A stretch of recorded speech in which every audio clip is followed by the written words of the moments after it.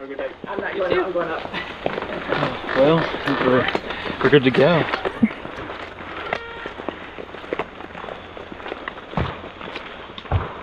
We're gonna need to move some stuff around. We can toss all of the snake hooks and the trash grabbers back here. So, Snakes. Hi, I'm Mackenzie. I'm a wildlife tech. Hi, I'm Reece. I am the lead wildlife tech, and I'm in the back seat. Sweet. Our job is to deal with human-wildlife interactions. We both react to different things that are happening in the park, whether that is snakes on trail that need to be removed, or bears that are crossing the road and causing bear jams, or deer motor vehicle accidents, or MVAs. If they've been hit, we can then test them for chronic wasting disease to monitor if it's reached the park. We also do a lot to help prevent wildlife-human interactions, so going through park picnic areas, cleaning up trash, making sure that people know not to feed the wildlife, whether it's by putting up signs or sometimes telling people at the picnic areas, and then also going through campgrounds, making sure people have properly stored their food and trash or any scented items, really, because bears and animals will get into any of that. There's our sign. Yeah, Deer here's versus deer versus car. Crashes this year, 36. Today, so we have a couple different things. We have some skunks that have been causing issues at Big Meadows, so we put out some traps for them yesterday. So we're gonna see if we've caught them or if maybe they've moved on. We had one that got into some food, and some others where people recorded that they could see them trying to get into food and had tried to scare them off. They were pretty brave skunks. So we put up some traps in those, 2 traps in those areas to see if we could catch them.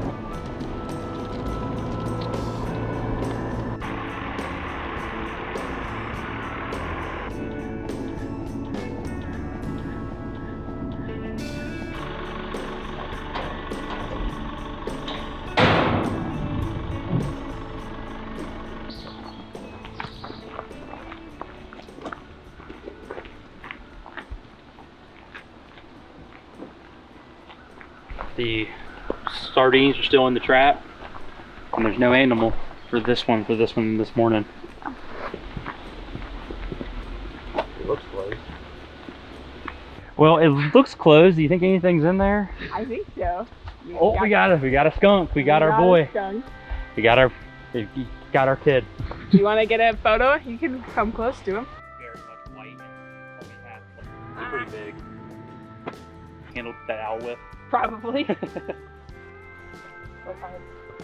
That side with it, and then you come from that side, and then we set it on top. Oh, so like come from the back? Yeah, so like I can walk around this side. Mm-hmm. And then he's looking at me. oh, he really did dig a ton of stuff up.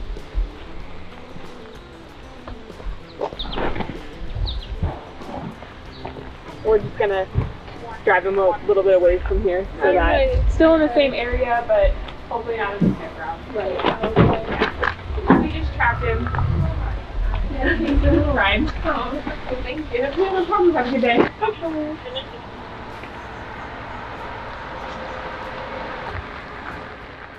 Curling up. Oh, there he is. There's his face.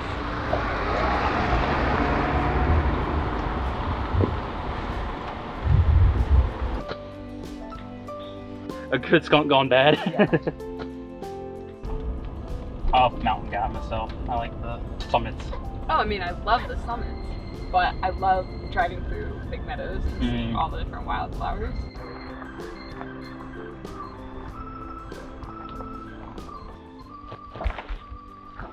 I'm gonna trip over this sheet.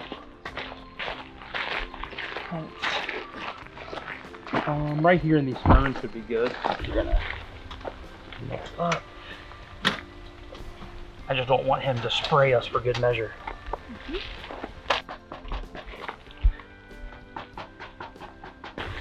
Come on, buddy. Come on, buddy. He's going. He's good. There he goes.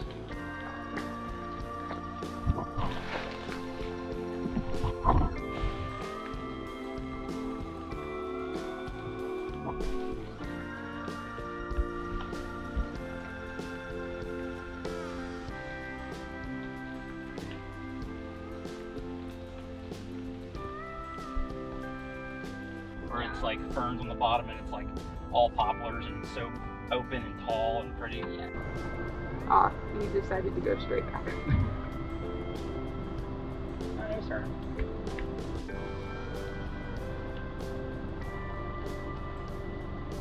Another thing we do that I didn't mention is that at Dickey Ridge Visitor Center and Bird Visitor Center, they have wildlife logs that we'll routinely check just to see what's happening in the area. Visitors can report like the different animals that they've seen. A couple weeks ago, there was a mom and 3 cubs that were hanging out around Rapidan Fire Road and then also kind of getting close to the Big Meadows campground area. So we were routinely checking just to see if she was still in the area.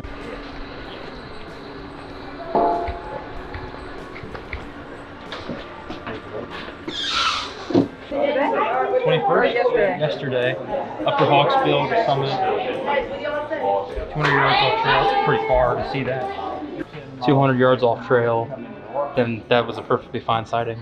It wasn't habituated at all, especially if it was that far away, which might have meant feet, probably. Because you can't see 200 yards off trail, I don't think. Yeah, it's pretty cool.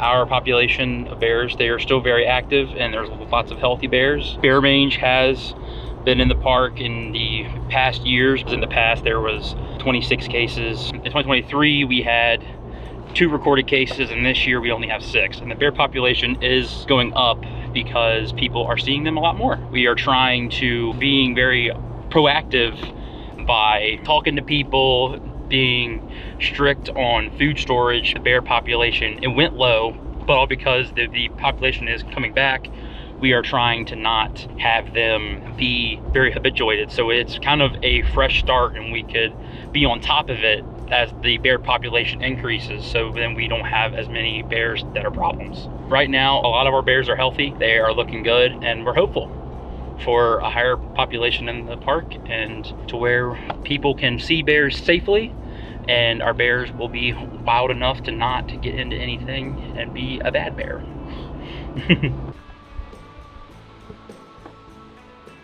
These are very simple traps. So this is the actual door of the trap. This door, it's connected to the bait holder inside here.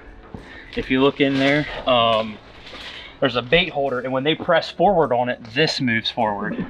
Whenever they hit it, it's loud.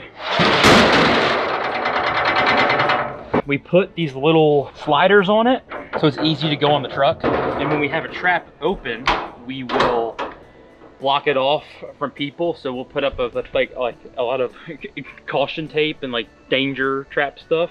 These 2 are made for a sow and cubs because this one sweeps them in rather than come straight down. Those are our 2 kinds of traps that we have, and we have a second culvert trap there, and then we have a sow and cub trap right here. It's on a trailer. This one we will set up at some like areas that have a lot of like people at them. Drop this in the parking lot, tape it off, and make it be kind of like an educational piece rather than an actual bear trap being set. But yeah, these are our traps.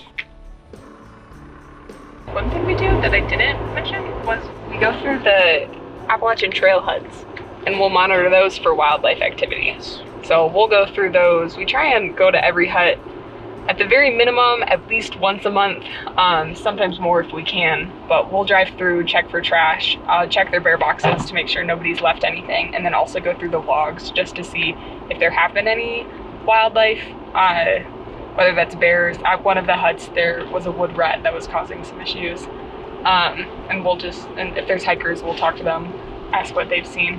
But yeah, that's another thing that we do that I don't think we mentioned. I had my shaker bottle. There you go. Bear box is completely empty, so we're good. I'll grab a big bag and a trash grabber. So in this one, it looks like there is a rat, which the thru hikers have nicknamed Annabelle, and have currently left songs and odes to, which are really fun to read. It looks like she may have left.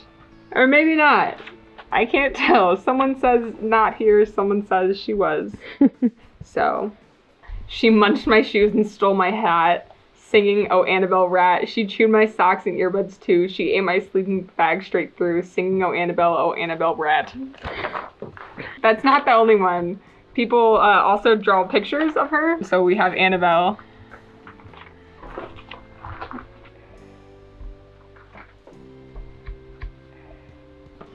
Here's another one. "Oh, Annabelle, we know you're a rat. And when you fell from the ceiling, we could hear that you're fat. Annabelle, I'm still trying to get it.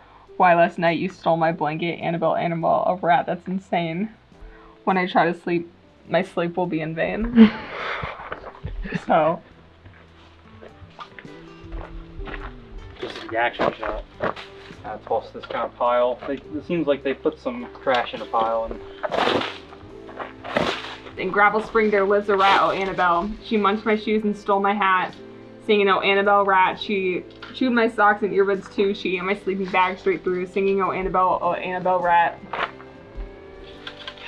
She's been here for years, or she. There's like a small population of the wood rats that are here. I've trapped one here in 2022. I've trapped one here, I think it was last season, or probably do it again this year. It's an open hut. It's hard to really trap and keep something away. But at the same time, if someone's stuff is being chewed up, then we have to do something. We tried like peppermint oil. They don't like peppermint oil, but at the same time, peppermint oil smells sweet. That can attract larger animals, so we try not to do that either. So we trap them and just go up the hill, and they will stay up the hill. It's in their home range, and they will be okay, but they'll be out of the hut. So hopefully we can catch them. That'd be cool.